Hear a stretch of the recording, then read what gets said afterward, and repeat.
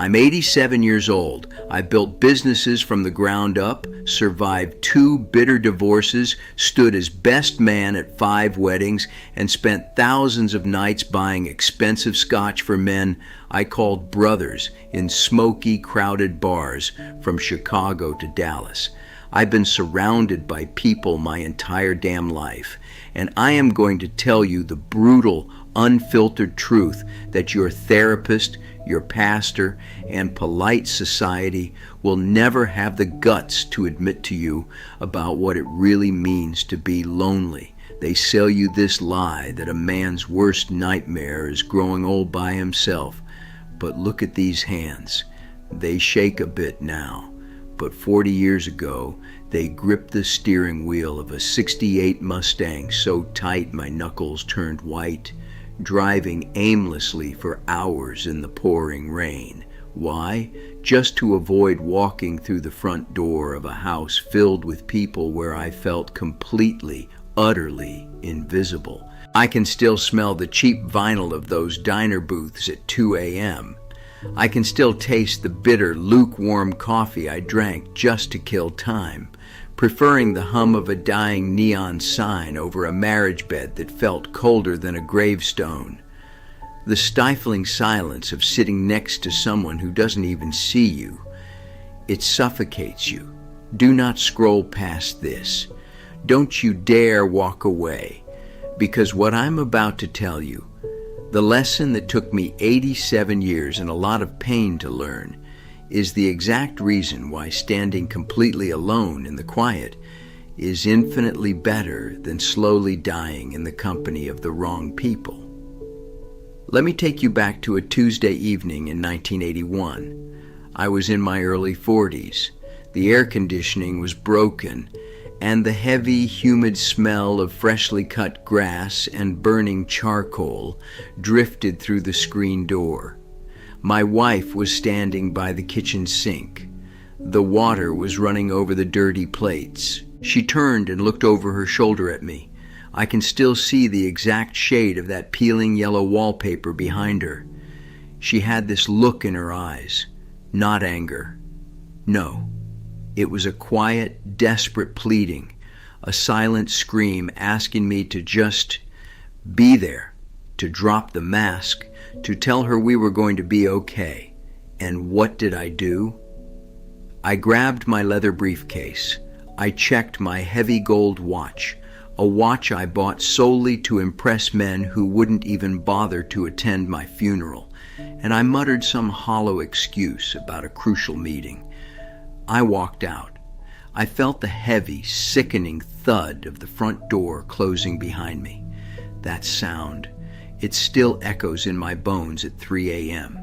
I chose to spend that exact evening in a dim, mahogany-paneled steakhouse, sitting in a circular leather booth with 4 other men. We were drinking 18-year-old scotch, smoking Cuban cigars, and laughing so loud it physically hurt my throat. We slapped each other on the back. We called each other brother. But I remember looking around that table, watching the amber liquid swirl in my glass, and realizing with terrifying clarity that I didn't actually like a single one of them. They were just convenient, a loud, expensive distraction. We were all cowards, terrified of our own company, so we tolerated the wrong people. We traded our inner peace for a pathetic, hollow illusion of belonging. And then there was my boy. A Sunday afternoon, I was locked in my study. I heard his small footsteps stop right outside the door. 3 soft, hesitant taps. "Dad, want to play catch?" I sat there in my expensive leather chair, staring at a stack of meaningless contracts. The wood of my desk felt cold like ice. I held my breath. I literally held my damn breath so he would think I wasn't in there. I listened as those little footsteps slowly faded away down the hallway. God, the sound of those retreating footsteps. It's a ghost that has never stopped haunting the halls of my mind. I would lay in bed next to a wife I didn't know anymore, freezing to death while feeling the heat of her body just inches away. I stayed because I was afraid of an empty house. I surrounded myself with the wrong woman, the wrong friends, the wrong life. And let me tell you, dying of thirst while drowning in a sea of people is the most agonizing torture a man can inflict upon himself. Fast forward 40 years. It's 5:30 a.m. on a Thursday. Look at this house. It is dead quiet. The only sound is the low hum of that old Whirlpool refrigerator and the dripping of Black Folgers coffee into a single porcelain mug. Just one mug. There is no second cup waiting to be filled. I sit down in this worn-out leather recliner, the same chair I've sat in for the last decade. I don't turn on the television.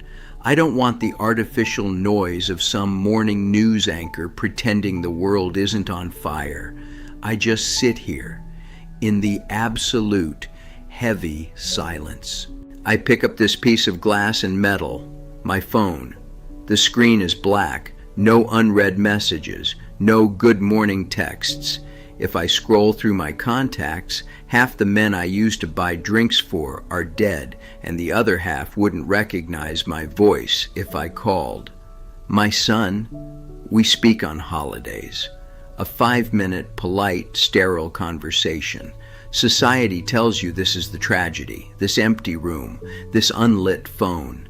They picture an old man eating a microwave dinner alone at a silent table, and they pity him. They think this is the ultimate punishment for a life misspent. But let me tell you what I feel when I sit in this silence. Relief. Profound, unshakable relief. This silence doesn't demand anything from me. It doesn't ask me to force a smile. It doesn't require me to pretend I care about a boring story just to keep the peace. When I eat my dinner alone tonight, I won't be looking across the table at eyes that resent me.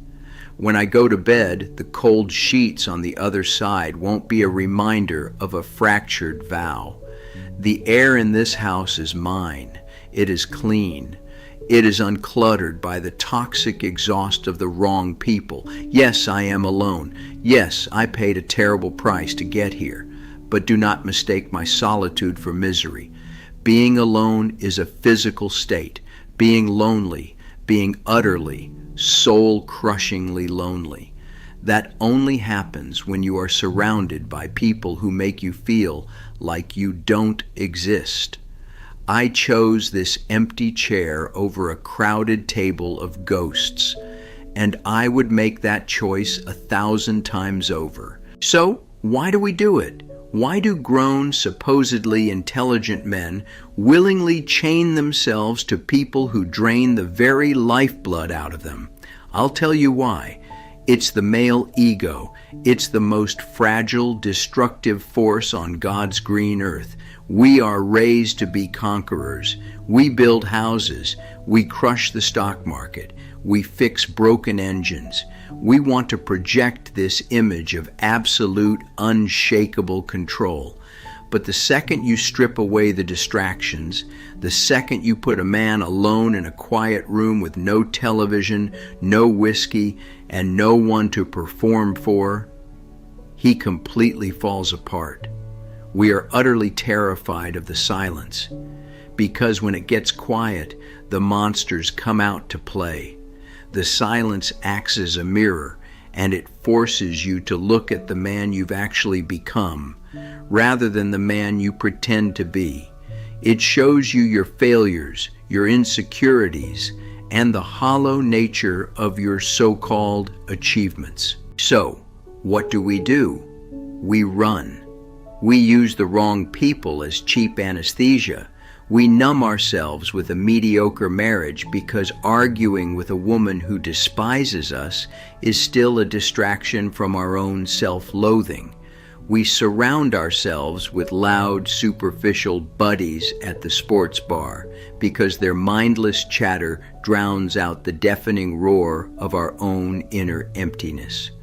We lie to ourselves, gentlemen. We call it loyalty. We puff out our chests and say, I'm staying for the kids, or I've known these guys since college, I can't just cut them off. Bullshit. Absolute, unadulterated bullshit. You aren't being loyal. You are being a coward. You are tolerating disrespect, boundary crossing, and soul-sucking negativity simply because you are paralyzed by the fear of being a nobody on a Friday night. You trade your dignity for a seat at a table where no one even knows your real name. You spend decades watering dead plants, hoping they'll miraculously bloom. The hardest thing you will ever have to do in this life is not making your first million. The hardest thing is sitting alone with your own demons, looking them dead in the eye, and deciding that your own company is actually worth fighting for. So, how do you stop? How do you step off this miserable, soul-crushing merry-go-round before you end up in a hospital bed surrounded by strangers who only want your inheritance? You do these three things. Not tomorrow, not next week, today. First, you stop watering dead plants. Go through your phone right now. Look at the guys you buy rounds for. If you lost your job tomorrow, your health, your money, who would actually pick up the phone at 2 a.m.? If the answer is no one, cut them out. Let the dead leaves fall. It will hurt at first, like ripping a bandage off a deep wound, but the air will finally hit the infection. Second, you learn the most powerful word in the English language, no. And you learn that it is a complete sentence. No, I am not coming to the poker game. No, I will not pretend this marriage is fine when we haven't spoken a real word in months. Stop apologizing for protecting your peace. If they only liked you because you were convenient, they never liked you at all. Third, and this is the one that will terrify you, you must become your own best company. Tonight, I want you to go into a room, turn off the television, put the whiskey bottle away, and just sit in a chair for 20 minutes. In total, absolute silence. When the panic sets in, you sit through it. You face the ghosts of your past failures. You forgive that younger, stupider version of yourself. Let me be clear, I'm not telling you to become a bitter hermit. If you have a good woman who sees your soul, you hold on to her with everything you have. If you have real friends, you cherish them. But do not ever accept a counterfeit penny just because you're terrified of having an empty pocket. I've buried too many men who died of stress, trying to keep a fake smile on their face for a crowd that didn't even attend their funeral. I am 87 years old. I live alone. The coffee is bitter, but it's mine.